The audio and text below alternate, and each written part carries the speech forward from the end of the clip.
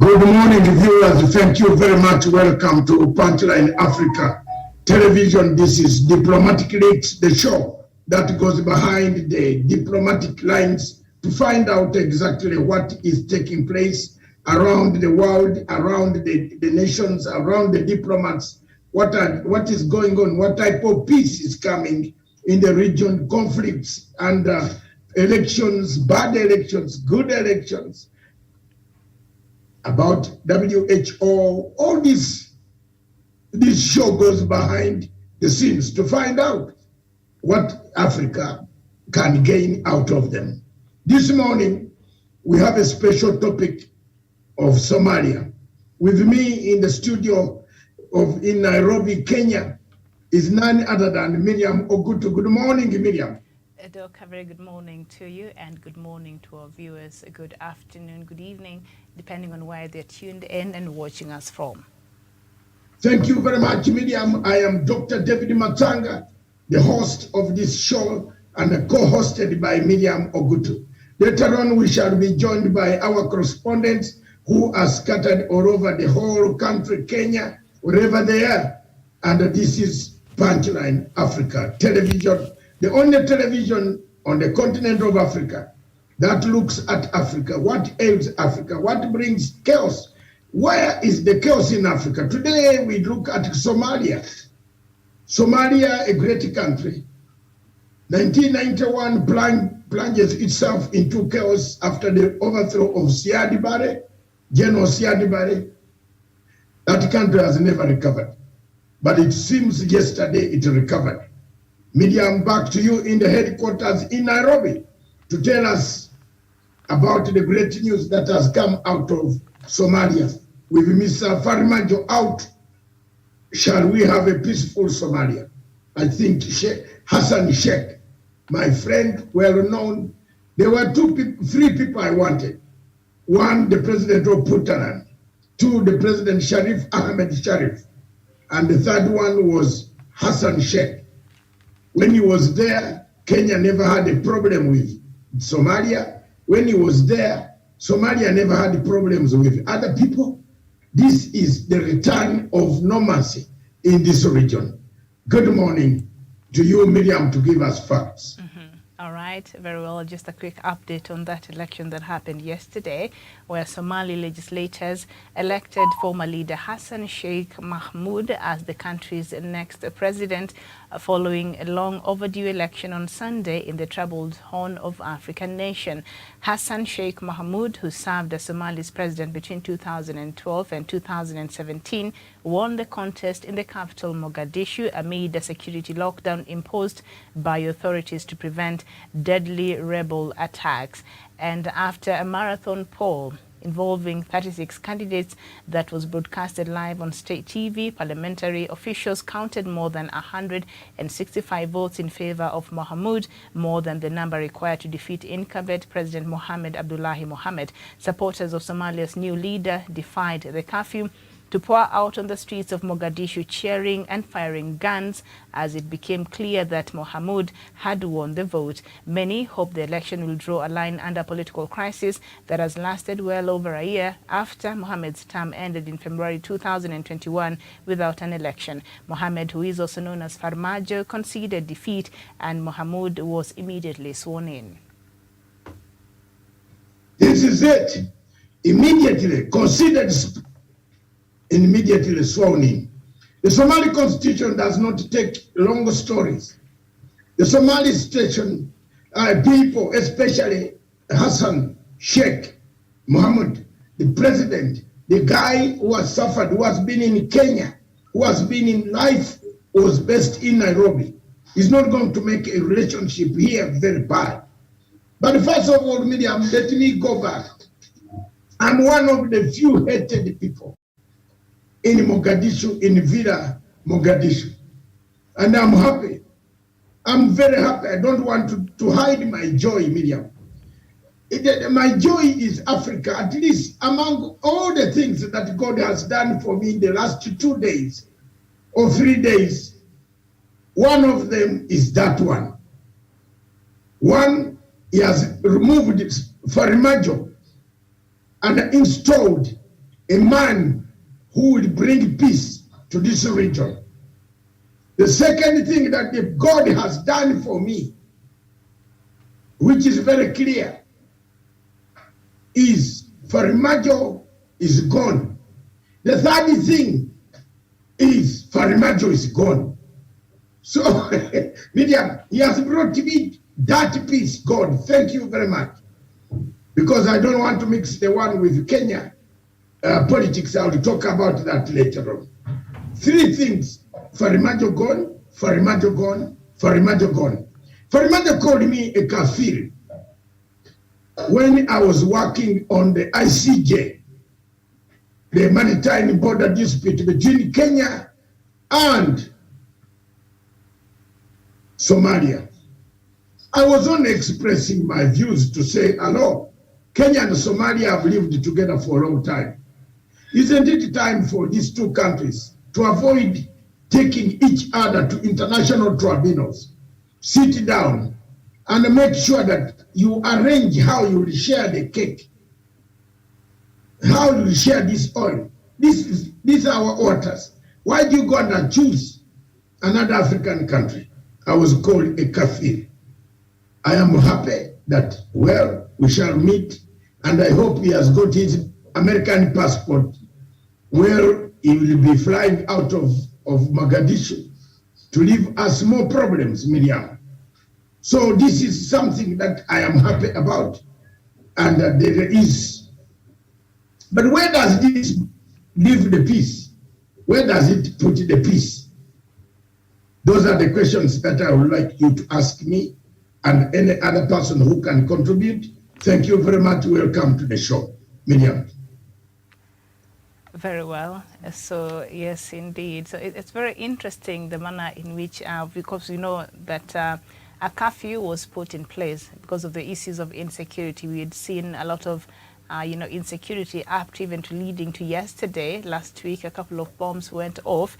And so it was important that that place be secured. And on top of that, there was a curfew that was put in place to ensure that these elections happen without interference.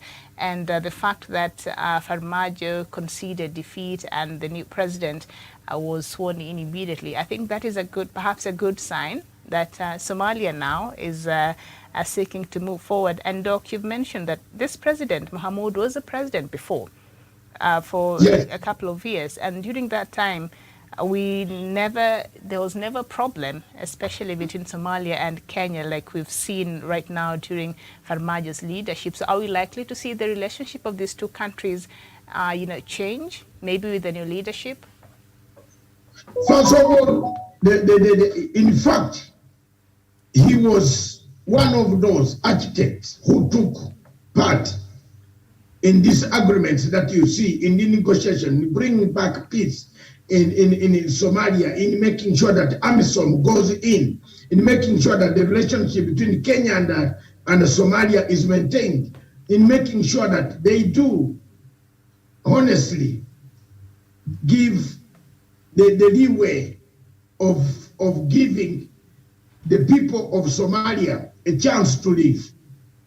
But what happened now is, after all this was done, when President Sharif also came to power, and then there was president, he conducted a free and a fair election.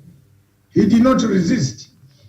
But you can see, when he said he's handing over, you can see they have brought him back because of the good deeds that he did, what he was doing, the MPs. Miriam, I followed every step of the voting, and it was very interesting voting because I had a person, one of my friends inside, who's an MP who lives in London, and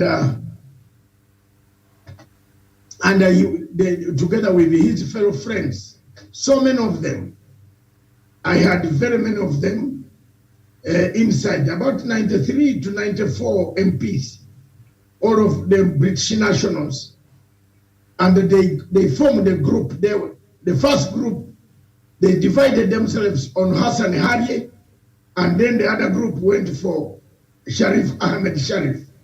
The victory, you remember in the second round, the Puntland president, Medium, was on the highest angle. He won the second round with over 65 votes. And then it switched over to the other third round, which was third and the final, where now the MPs, those who are allied to Hassan Harye and those who are allied to Sharif Ahmed Sharif, switched their allegiance, plus the Puntland president also switched his allegiance to Hassan Sheikh. All of them have been under pressure, being tear gassed, being imprisoned, being arrested, being shot at, being attempted on. This is a good day for Somalia. But how shall we translate it into peace, media? It is very important. Can we translate this election, the winning of this election, into a peaceful, long-lasting peace for the people of Somalia? I think you think this will, yes? I think this is a very important step, perhaps start towards finding a peaceful and a stable Somalia. And it's a good step, because we were a bit skeptical, if at all even the elections would happen at all, because of the many times that election had been postponed, and it was late by what, 15 months. So we were not really sure will it happen or not, because of several other factors that have really riddled the factors surrounding Somalia's election. But it did happen, and that is a good start. And the fact that they were able to organize it by themselves, vote by themselves. Farmaajo gracefully conceded defeat, and this new leader is seen as a statesman. Is not the way he's not as combative, or his politics is a bit different from what we've seen from Farmaajo, who has caused a lot of troubles even with his neighbors around here. This new president is seen as a statesman and a diplomat. So perhaps that is a good step. The fact that Somalia was able to have an election yesterday, we congratulate the new president, but it is a good step, and not just for Somalia, but also to the rest of the stakeholders. And this region, Doc, as we know right now, they do have ATMIS, which has 2 years to make sure that it's able to bring the security apparatus in Somalia as it should before they hand over to the Somalia security forces. And that was proving to be impossible with the leadership of Farmaajo and the accusations that we've seen his leadership being accused of and all that. So maybe with this new president, it will be easier even for transition, so that even the ATMIS team that is there, that has been sponsored by the African Union to try to stabilize and bring peace in Somalia and fight the insurgency. By the time they're leaving, they have a 2-year mandate. And maybe it will be now easier for transition. Maybe the new government will be serious about stabilizing, Somalia, so that it's easier even for other stakeholders around this region. So this is not just a win for Somalia. Of course, it's still early. The elections happened yesterday. Maybe after he's settled in and he started working, and now we can judge how does Somalia move on from where it has been, and how will that work out for the rest of other stakeholders also that are involved in Somalia in terms of bringing peace and stability, and who have stood by Somalia and supported Somalia through this very precarious, process. First of all, Miriam, the most important thing that we need to see here, and which we need to dissect as observers, is external influence. There was a lot of external influence from especially the Gulf states, namely Qatar, Turkey, the United Arab Emirates, Norway, who have been actually on the side of Farmaajo. They have been funding, giving support, trying to destabilize that nation. Do you think, to me, I think Africa should learn from this, that what is becoming a new norm in Africa, that Turkey comes to involve itself because it has got the might, it has made the money, and it has got the might, and it is able to come and say, this is exactly, we are going to intervene in Libya. You can see the standoff in Libya at the moment. It's very bad standoff. That Benghazi and Tripoli, they have nothing, they can't see eye to eye. They have two prime ministers, one Two in the prime east minister, and the other one in the west. yes. Yeah. So what was going to happen in Somalia was more or less like that, because that is what the external forces wanted to bring to Somalia. But with now the election of a man who knows it all, because he knows it, he knows it, he knows how he's steered. Where do we go? We have the element of Al-Shabaab still around. Al-Shabaab is still present. The Al-Shabaab people still kill people. They maim people. And this is a country that we need peace completely. How do we solve the question of Al-Shabaab? That is what Africa should be asking themselves today. But I want to bring you back to something else, Miriam. Very interesting. The question of external forces. America abandoned and said they were leaving Somalia. Now, when they were leaving Somalia, they went through the United Nations Security Council and said, we need to have a hybrid force. It moved from AMISOM to ITMI, which is, I don't know the abbreviation, I've not even bothered to look at it. So Africa, it moved to that. Now there is a new force combining of humanitarian, preventive, peacekeeping, and you can't say peacekeeping when there is no peace. You have to go and obtain the peace.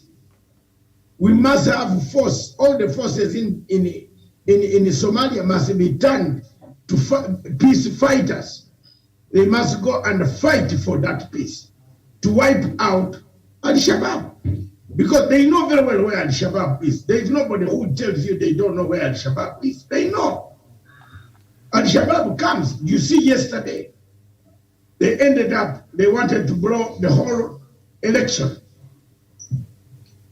And thanks, people were not intimidated. So Miriam, we must stand up now and watch.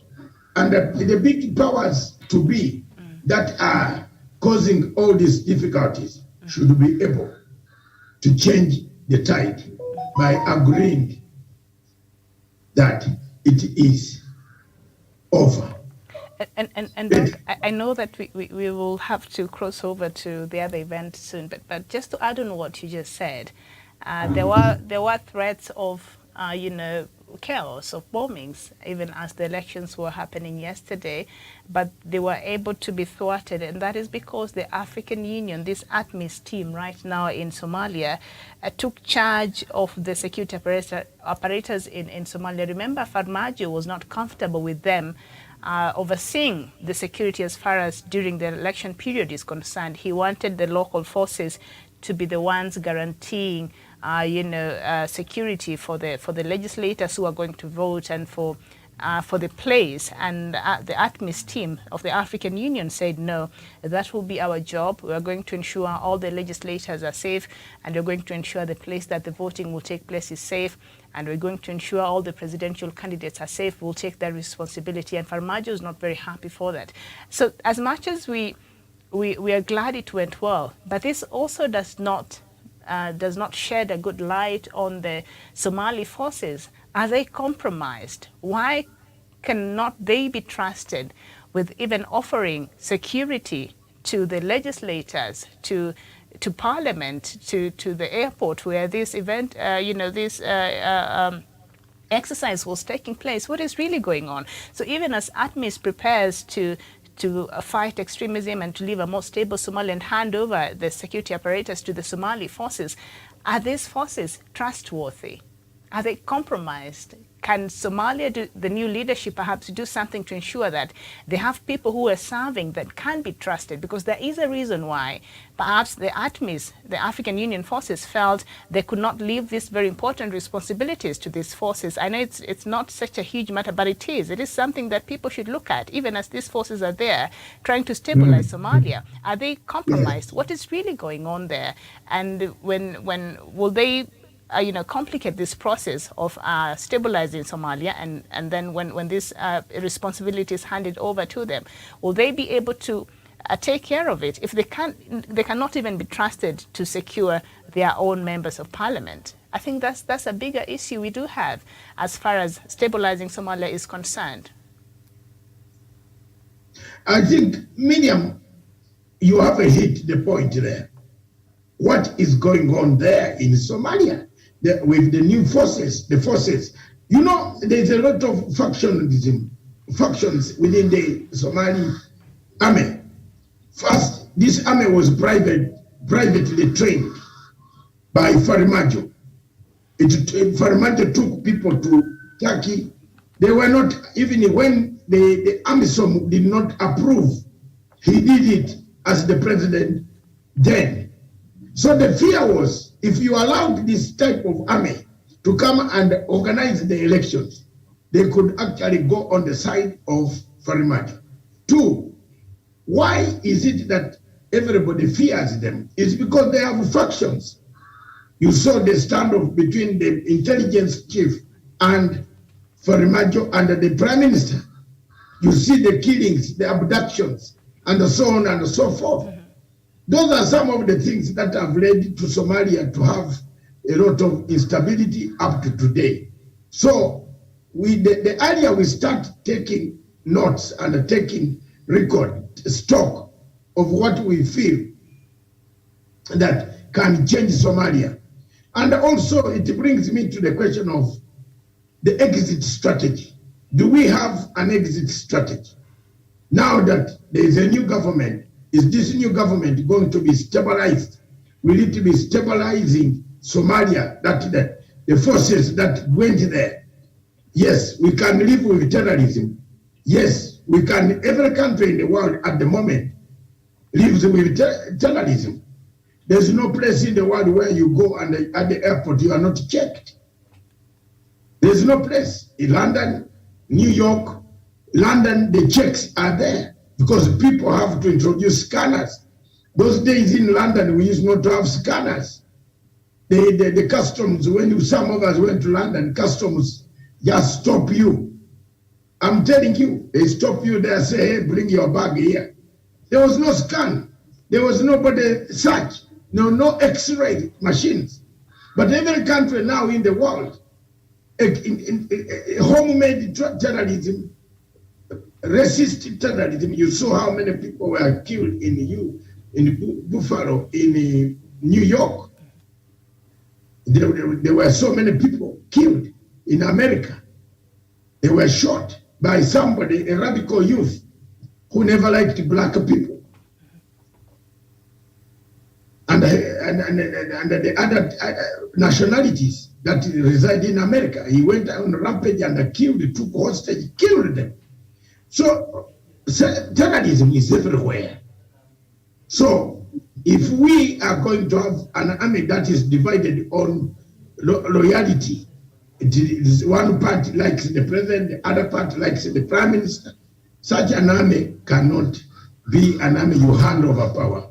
They will come and overthrow power and take over the power in what you have. That is all our contribution so far. I don't know whether we are ready to cross over to, whether they are ready now, I don't see, but yeah. If you are ready, then can I do a takeaway, small one? You can do a takeaway as we wait for the other for the KCC people to be ready. All right.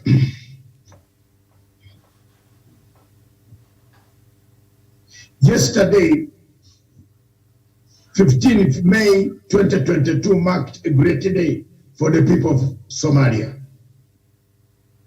The people of Somalia, the great people of our Horn of Africa nation,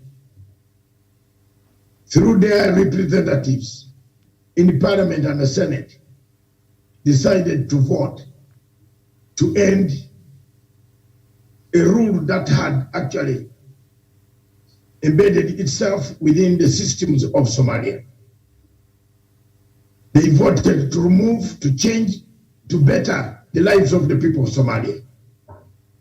President Farmaajo lost in the last round, which is the third round, to Hassan Sheikh, the new president who was sworn in yesterday as the new president of Somalia. What does this portend for Africa? Does it bring something very important for Africa and East Africa and the whole of Africa? The peace, the elusive peace that is in Somalia. Shall we get this peace as Africans and say, well, you are able to fly into Mogadishu, a beautiful city near the cool waters of Indian Ocean, relax and come back? What can we do to bring a long-lasting solution to the Somali crisis? The journey began yesterday. The former president, who became now a new president of Somalia, is indeed a veteran, a very well-organized person as far as peace, first to secure it with the regional leaders and the neighbors of Somalia, then come back to fight the insurgents of Al-Shabaab and ISIS and Al-Qaeda that are stationed in Somalia.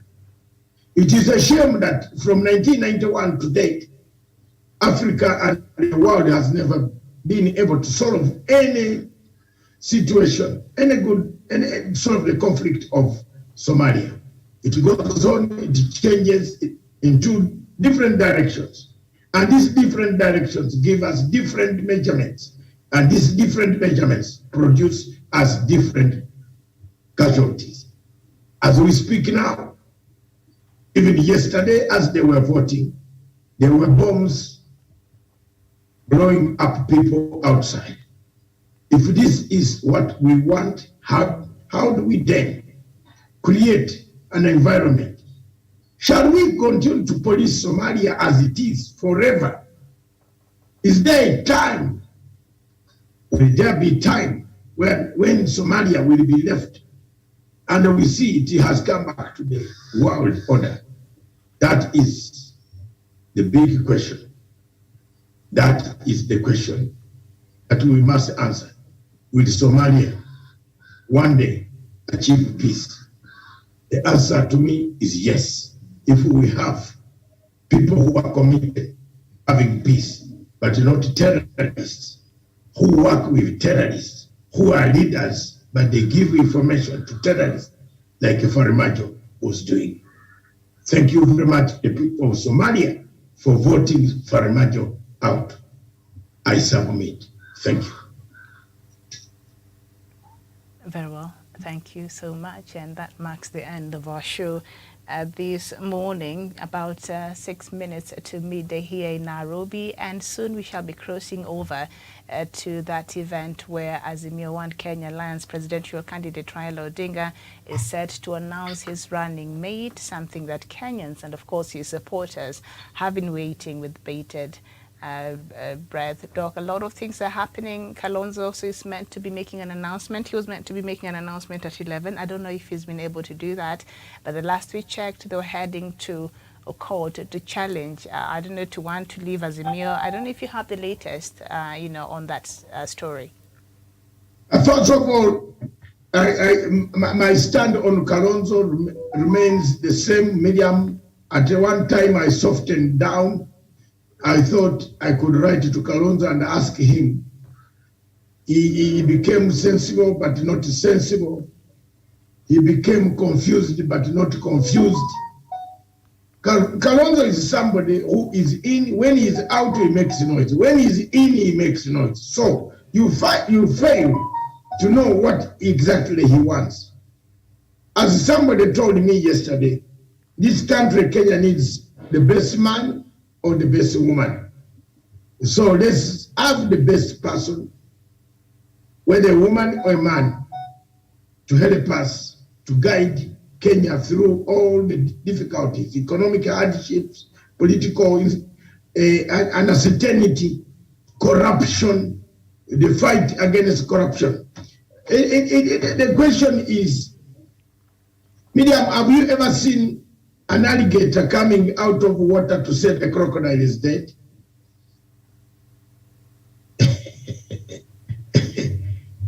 There's a saying that you know it very well, that can an alligator come out of the water and say the crocodile is dead? No. No. Because corruption is part and a parcel of Kenya Kwanza. They can't say crocodile is dead, corruption is dead. No. That's why David Ndii, William Ruto, in his language, in fact, he said corruption by mistake. It's an alligator who cannot say crocodile is dead. Because alligators and crocodiles are the same. So there you are, you have a problem. So are you asking the Kenya Kwanza leadership to come out and tell us their stand as far as the fight against corruption is concerned? Exactly, Miriam. That's what I'm saying. But both have been accused of corruption, so how are they? So I'm asking, because I've not heard them talk about corruption.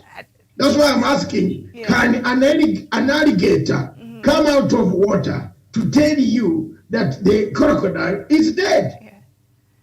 And we know corruption is a serious issue that we have to deal with as a country. So anybody that is vying or offering themselves to vie, especially as a president in this country, must make their stand very clear as far as the fight against corruption is concerned. And so, yes. Okay.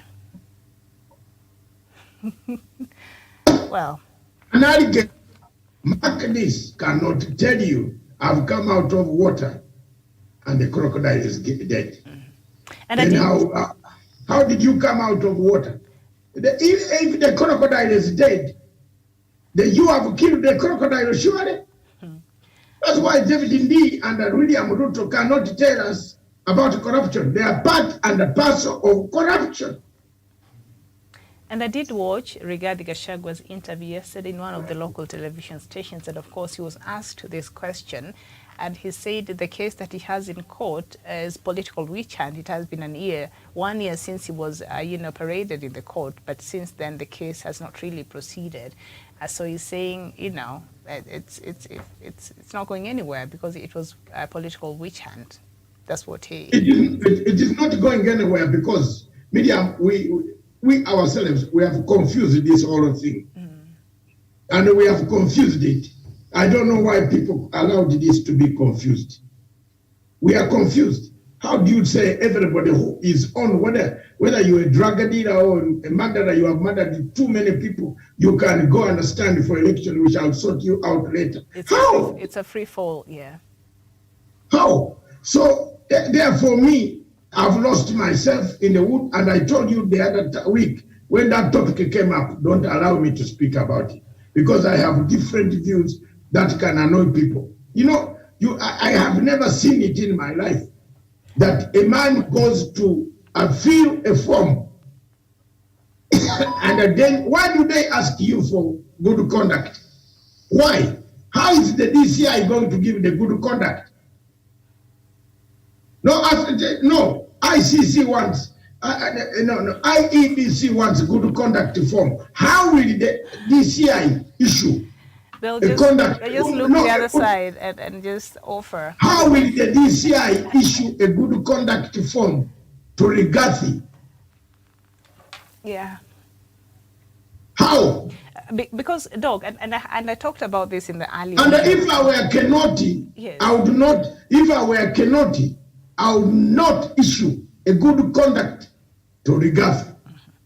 Because and that, yes. Sonko was barred by the court because of the current cases he has, so he's not fit to hold office. The court said IEBC should not clear him. So if IEBC cannot clear Sonko to vie, but these other people are going to vie. You see how the application of the law here is a problem. So if they're going to interpret the law and so that it's implemented in its totality, then it has to cut across. We can't pick and choose which person now we're going to and how we're going to look at the law when it comes to certain individuals. It has to cut across. If Sonko can't run, IBC was told by the court, you can't clear that person, but others will be cleared with similar and even worse cases in the courts, then what are we doing as a country? I think a lot of Kenyans are wondering about, Doc, the issues that you're raising this morning. Because, look, under the conservatory orders that were issued by the Eldoret High Court, between Katiba, Kitio Sheria and others, there was no way that it allowed the court, allowed Sonko to go anywhere near the party. Then we have a madman called Kalonzo, a lawyer who claims to be a lawyer, a very good lawyer, going to give his party ticket because of money. We all this is money, surely. Because Kalonzo wanted Sonko to bankroll his campaign. That's why you see Kalonzo now, everybody at the ICC is waiting for Kalonzo. And they're waiting for Kalonzo because he's giving demands. He's saying that he wants to impeach Azimio. So as if he was sent to dismember Azimio. Why can't he just go home and wait and disappear and do his campaign the way he wants? Why do you go to court to impeach to this? When somebody says, we are going to impeach it and we nullify it, what powers do you have? You have already determined the case before you even go to court.